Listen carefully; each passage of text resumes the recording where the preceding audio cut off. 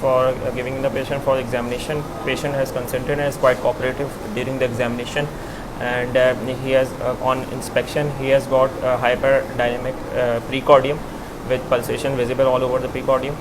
There is no visible scar, or chest is moving symmetrically with breathing. Let's hold on.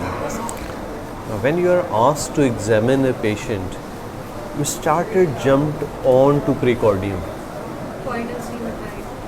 Not only vitals, you have to give a general appearance of your patient and a general status. I have just examined an ideally good thing would be कि अच्छा होगा कि आपके पास एक pre specify checklist होनी चाहिए. मसलन वो क्या होगा, आई हैव जस्ट एग्जामिन्ड, या तो मेल होगा या फीमेल होगा. आपके पास एक कंटिन्यूम में एक कोई जुमला होना चाहिए which you have to give to your examiner. I have just examine a male. अच्छा, अब थोड़ा सा उसके young male, middle age male या ओल्ड मेल ये साथ लगा दिया. कुछ जो मेजर जनरल चीज़ें आपने देखनी होती हैं वो ये देखनी होती हैं. गौर कीजिएगा अभी, respiratory rate, is it okay, do you think is it okay? So just look on to the abdomen, and that will obviously give you a feel that this patient is not in comfort, because you see the abdomen is moving. Just count for a while. बेशक आप ये 15 second के लिए भी count कर सकते हैं, 1 minute के लिए भी, to give an impression that you really looking for the patient comfort, whether he is comfortable or not. और ऐसा कभी कभार होगा कि कार्डियोवैस्कुलर एग्जामिनेशन का पेशेंट होगा और वो फ्लैट लेटा हुआ होगा और उसको ये टेकिपनिया हो रहा होगा. So now it's your duty to say would I like to make him proper that he is looking tachypnoeic. मरीज़ से पूछ भी लेना है कि सांस ज़्यादा तो नहीं हो रहा. अगर उसको सांस ज़्यादा महसूस हो रही है तो फिर फर्दर एग्जामिनेशन हम नहीं कर सकेंगे उस मरीज़ पे. कुछ लोगों को कुछ हालात और एंग्जाइटी स्टेटस की वजह से भी रेस्पिरेटरी रेट थोड़ा सा बढ़ जाता है, क्योंकि हम इतने लोग खड़े हुए हैं आसपास. तो but at least you have to give an objective evidence. I have just examine a young male who is tachypnoeic with the respiratory rate of जितना भी आपने काउंट किया. आपने ये छोड़ दिया, इसको मेंशन ही नहीं किया, तो मुझे थोड़ा सा प्रॉब्लम होगा. इसका मतलब है आप जनरल कंडीशन पेशेंट की आपने ऑब्जर्व नहीं की. लुकिंग स्टेबल, वो एक जो जुमला हम कह देते हैं ना, कंफर्टेबली लाइंग ऑन बेड, मेरा ख्याल है नहीं बोलना चाहिए, क्योंकि कोई भी कंफर्टेबली तो नहीं लाए कर रहा होगा इस सिचुएशन में. 10 लोग आपके साथ खड़े हुए हैं और आपने पूछा भी नहीं है कि कंफर्टेबल है या नहीं है, और आप एक लेबल दे देते हैं कि लाइंग कंफर्टेबली ऑन बेड. तो उसके लिए आपके पास कॉन्फिडेंटली एक तैयार जुमला होना चाहिए कि आई have just examined a young male who is lying on bed. और ये 2-3 चीज़ें देखें. टेकिपनिया तो नहीं है, ये ज़रूर देखना है. नहीं है tachypnoea, lying on bed, apparently looking comfortable, then you have to start your examination. अब बताइए. Okay. Thank you for giving me the young male patient for the examination who has consented and was quite cooperative during the examination. Is looking tachypneic and using accessory muscles for breathing. And there is the precordium is hyperdynamic and visible pulsation all over the precordium is evitable, and the pulse on. अच्छा, अब देखें, अब आगे भी हर examination के आपके पास पूरा pre form, क्योंकि आप देखो ना प्रीकॉर्डियल कार्डियोवैस्कुलर एग्जामिनेशन में कोई बहुत ज़्यादा चीज़ें करने के लिए तो वही चीज़ें आपको बार बार करनी है. तो आप अगर पल्स से शुरू करते हैं तब भी आपके पास जुमले तैयार होने चाहिए, और प्रीकॉर्डियम भी एग्जामिन किया तो वो जुमले तैयार होने चाहिए. आपके बीच में ये हिकअप्स नहीं आने चाहिए. वो जो आपके पास ऑलरेडी पूरा एक फ्रेमवर्क तैयार हो फॉर प्रेजेंटेशन, आपने एग्जामिन करते हुए उस प्री फॉर्म में बस फिल इन द ब्लैंक्स करते जाना है. मसलन जनरल कंडीशन के बाद अगर आपको डायरेक्ट प्रीकॉर्डियम का है तो आप किस तरह शुरू होंगे कि प्रीकॉर्डियम इज़ बल्जिंग और चेस्ट इज़ सिमेट्रिकल. ये पहली चीज़ है. इंस्पेक्शन पे आप ये पहला चीज़ देखते हैं ना, और उसके लिए लाजमी होता है कि आप फुट एंड पे आए.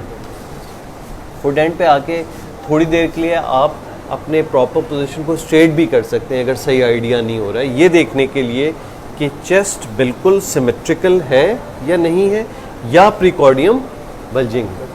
यानी प्रीकॉर्डियल एग्जामिनेशन में सबसे पहली चीज़ जो मुझे चाहिए होगी वो ये चाहिए होगी कि चेस्ट इज़ बायलैटरली सिमेट्रिकल और प्रीकॉर्डियम इज़ बल्जिंग। ये क्या दे रहा है? आइडिया दे रहा है कि कोई ऐसा स्ट्रक्चरल एबनॉर्मेलिटी है ग्रॉस जिसने प्रीकॉर्डियम को बल्ज कर दिया, और ये नहीं है तो जो भी चीज़ है अभी वो इतनी स्ट्रक्चरली एबनॉर्मल नहीं हुई है कि उसने प्रीकॉर्डियम को बल्ज किया।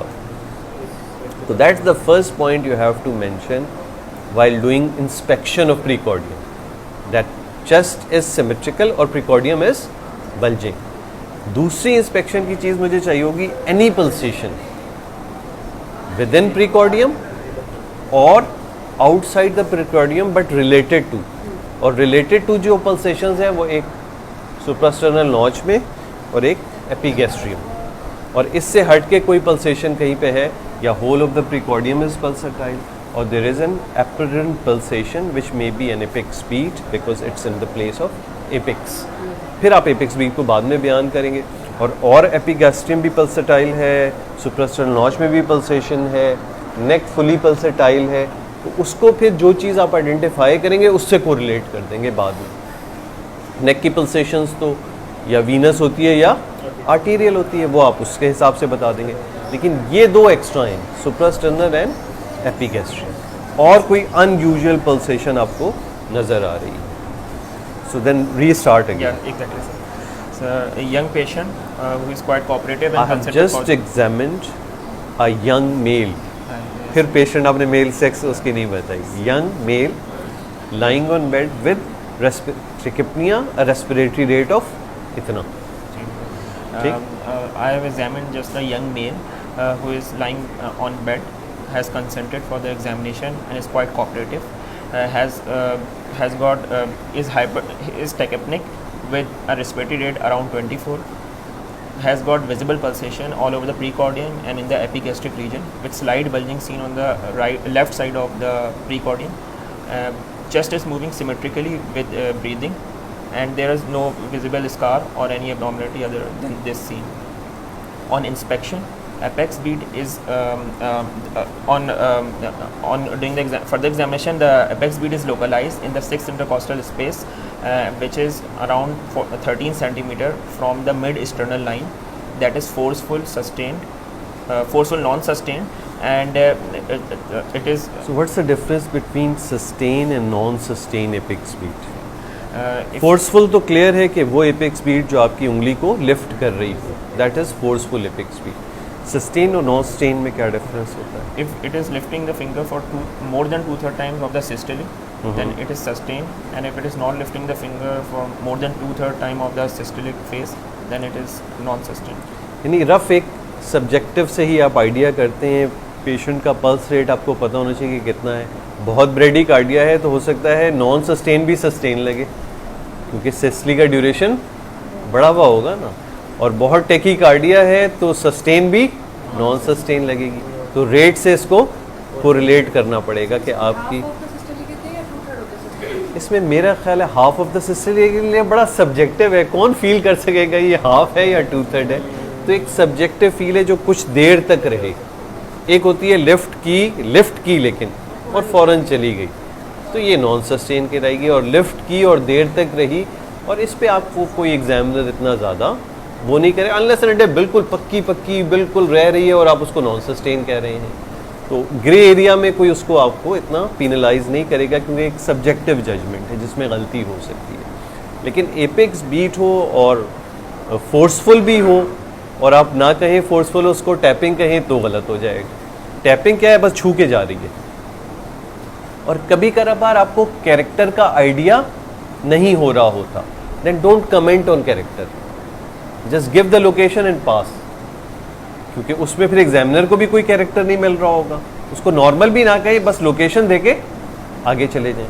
वो स्पेसिफाई करे कोई कैरेक्टर तो फिर आप कहें कि I won't be able to appreciate any specific character in this apex beat. अच्छा, और बहुत स्पेसिफाई कर रहा हो एग्जामिनर तो फिर समझे कि शायद कोई, तो उससे चांस लेने, would you give me a chance to reassess. कभी कभार एग्जामिनर आपको दे देता है हाँ कर लें, फिर आप रीअसेस करें कि वाकई कुछ है। लेकिन देखें ये तमाम चीज़ों की कंफर्मेशन के ये कैरेक्टर क्या हैं वो इस तरह नहीं पढ़ाए जा सकते। वो गुलाब की खुशबू कैसी होती है अब मैं कितना बता दूं वो नहीं बताएंगे ना, जब तक आपने एक मोतिये का फूल सूंघा हुआ हो और गुलाब का फूल सूंघा हुआ हो तब आप बताएंगे ये खुशबू गुलाब वाली है और ये, तो वो जितनी मर्तबा ज़्यादा मर्तबा सूंघेंगे फिर उनको कंपेयर भी करेंगे, फिर आइडिया हो जाएगा कि ये फ़लाँ है और ये फ़लाँ। इस तरीके से आगे चलना होता है एपिक स्पीड के नाम से। So this is sustain, This is non-sustained. non-sustained epic speed, but it's forceful. Yeah. Forceful means lifting, and along with forceful, if sustained, that means remaining there for a longer period of time. Non-sustained थोड़ी देर के लिए रह रही है। फिर ठीक है, there is parasternal heave palpable on the left side of the precordium with palpable second heart sound, no thrill palpable. The first heart sound is of normal intensity. Pulmonary component of the second heart sound is loud. There is an early diastolic murmur of grade 3/6 at the left upper sternal border that is that accentuated on making the patient leaning forward, and it decreases on making the patient when patient makes a fist. There is also a mid diastolic murmur at the mitral area that is of grade 3/6, but it didn't varied much on making the patient left lateral. The pulse is of 70 beats per minute, that is high volume and collapsing in character. The rate is around 70 and it's regular. The blood pressure is blood pressure I haven't checked. There are also visible pulsation in the neck, and it seems to the neck. There is also a radio femoral delay that I have seen that. And but no radial delay, and peripheral pulses seems to be intact. And so what's your conclusion? My First recap your provisional- all of the negative findings. What are the findings? Just recap them. My positive findings are the patient has got early diastolic murmur that is of grade 3/6. When you are recapping, you should be starting from where? From the the beginning. Something Here is a hyperdynamic. जो भी abnormal है tachypnic with apex speed, displaced apex speed 13 centimeter for the midline, which is forceful and non-sustained. There is no parasternal heave. Auscultation की abnormal finding आप बताइए। ठीक है sir. On ये आपका हमेशा सीक्वेंस रहना चाहिए, इंस्पेक्शन, और ज़रूरी नहीं कि इन तमाम बातों को इंस्पेक्शन और पैल्पेशन की हेडिंग देते जाएं, लेकिन सिक्वेंशियल यही होना चाहिए कि ठग करके ऑस्कल्टेशन नहीं बताना है। जो जो एबनॉर्मेलिटी मिली है शुरू से आखिर तक उसको उसी तरह सीक्वेंस में बयान करना है। और इसका तरीका ये होता है शॉर्ट केसेस में जो आपके पास 5 मिनट हैं, आप अपना आखिरी टाइम थोड़ा सा प्रोलॉन्ग कर लें एग्ज़ामिन करते हुए। उस प्रोलॉन्गेशन में आप एग्ज़ामिन ना कर रहे हो, आखिरी 1 मिनट में क्या कर रहे हो? Contemplate, compilation. क्योंकि इमीडिएट यही होगा कि वो जैसे ही बेल होगी तो आपको क्या एग्जामिनर कहेगा? Describe your. अब ये फाइंडिंग क्या करते हैं, आप उस वक्त तक फाइंडिंग देख रहे होते हैं, और ये जब टाइम होता है अब आप जहन में एग्जामिनर के सामने कंटेम्पलेशन शुरू करते हैं कि आई हैव जस्ट एग्जामिन, और उसी वक्त देख के उसको तो भाई ये सारी चीज़ें उसमें फिल करते जाएं। शॉर्ट केस का पैटर्न हर जगह सेम होता है। 5 मिनट एग्जामिनेशन के लिए मिलेंगे तो आप कोशिश करें आप 3.5-4 मिनट में अपना एग्जामिनेशन कंप्लीट कर लें। लास्ट मिनट इस 2 चीज़ों के लिए हो कि आपकी टोटल एग्जामिनेशन फाइंडिंग्स क्या क्या हो रही हैं और उनको फिट करते जाएं। आइडियली तो ये आप जितने हैबिचुअल होंगे right from the beginning fit करते जाएं। आखिरी वक्त क्या होगा? कंटेम्पलेशन का होगा, और फिर कंटेम्पलेशन के बाद फाइंडिंग के बाद अगला सवाल एग्जामिनर का क्या होगा? व्हाट इज़ योर डायग्नोसिस, और फिर उसके बाद सवाल होगा व्हाई। तो ये तीनों आंसर आपके पास रेडी होने चाहिए। फाइंडिंग्स आपकी एबनॉर्मल क्या हैं, उसकी बुनियाद पे आपका डायग्नोसिस क्या बन रहा है, और वो डायग्नोसिस बनाने की वजह हो सकता है फिर अगला सवाल हो कि सिवियरिटी, जो चीज़ आप कह रहे हैं जो भी स्ट्रक्चरल डिफेक्ट है वो माइल्ड मॉडरेट है या सिवियर है, तो उसके रीज़न भी पहले से तैयार होने चाहिए। So what's your diagnosis? Yeah, my diagnosis is severe aortic regurgitation with signs of pulmonary hypertension. So there isn't a parasternal heave, which Science- is a sign of. So how you explain that there is no RV heave? Because that's a sign sir, of I pulmonary. told RV heave. The parasternal You think heave. there Yes, is- Yes, oh. sir. So pulmonary hypertension with AR. Yeah. Okay. So what do you think AR? Mild, moderate, or severe? Severe, probably severe. Severe. Why? Because I'm getting the signs of severe AR, like the high volume pulse and collapsing. But it is there is collapsing. radiofemoral delay as well. The signs of peripheral signs of AR are not there. There is something more than that, Yeah. because you have to have pistil short femoral, Drozer's signs, Corrigan signs, these all which are signs of severe AR. They are not there. There might be some peripheral vascular disease that is causing the radiofemoral delay in the femoral artery. So how can you correlate these two things?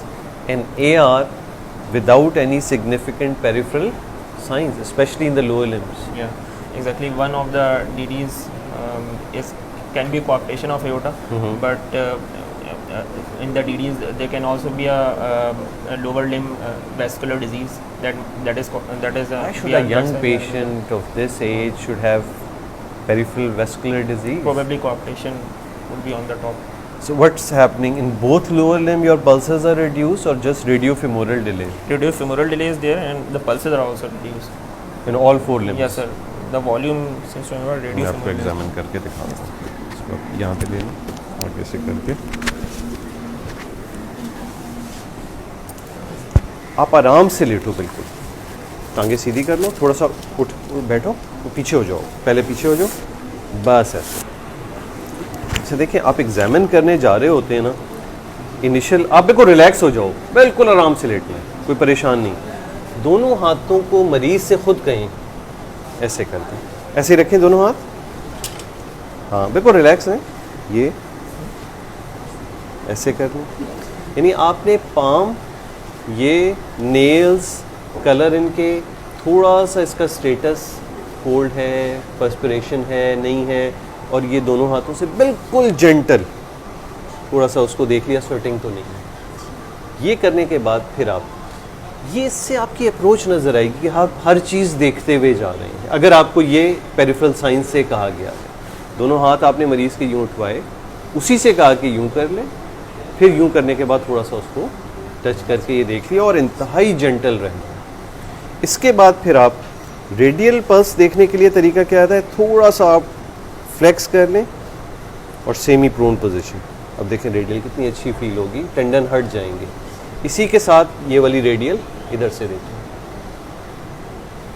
तो यहाँ से आप radial देख लेंगे कि क्या status है.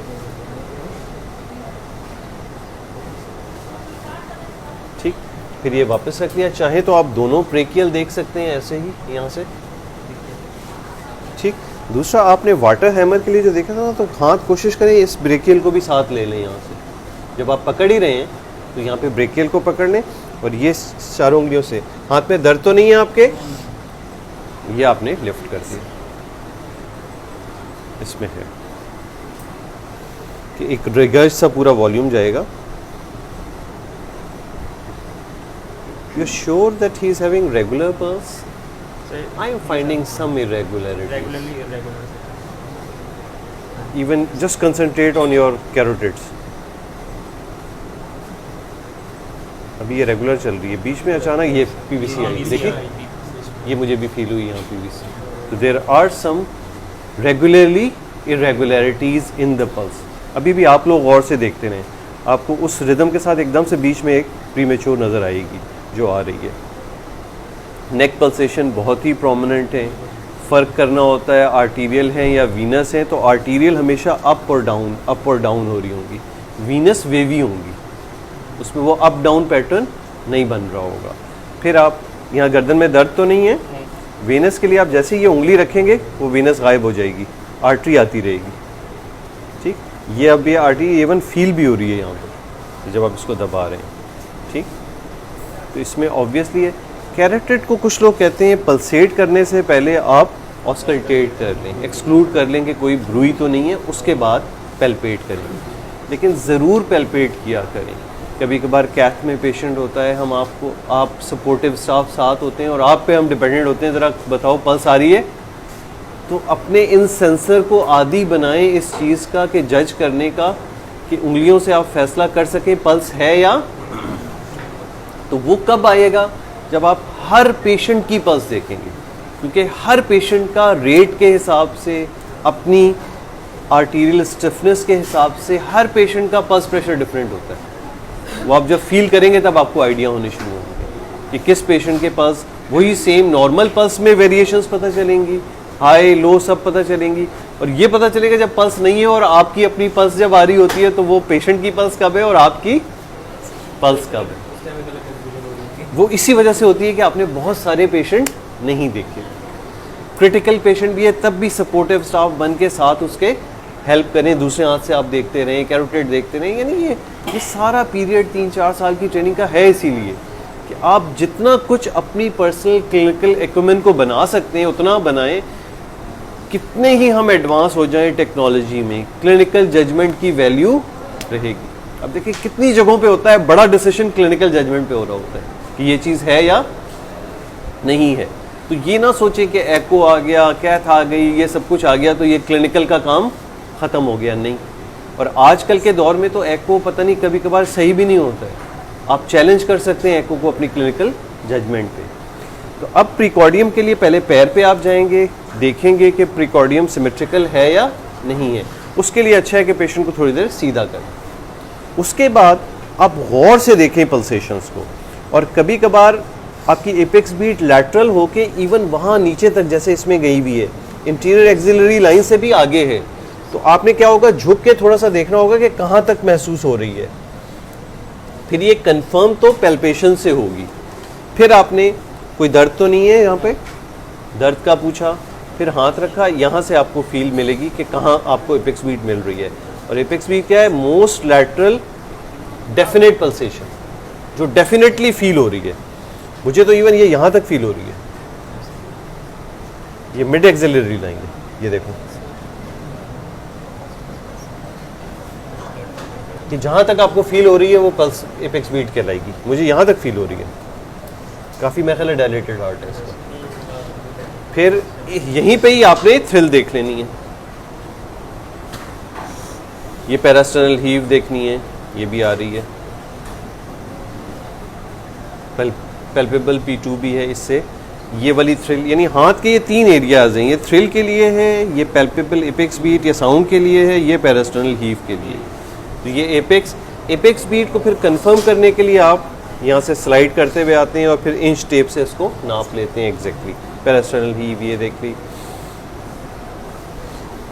मुझे स्टैट दें ताकि मैं इसकी ऑस्कल्टेशन आपको बताऊँ। तो ये तो आपकी ठीक थी कि नॉन सस्टेन है, डिस्प्लेस है।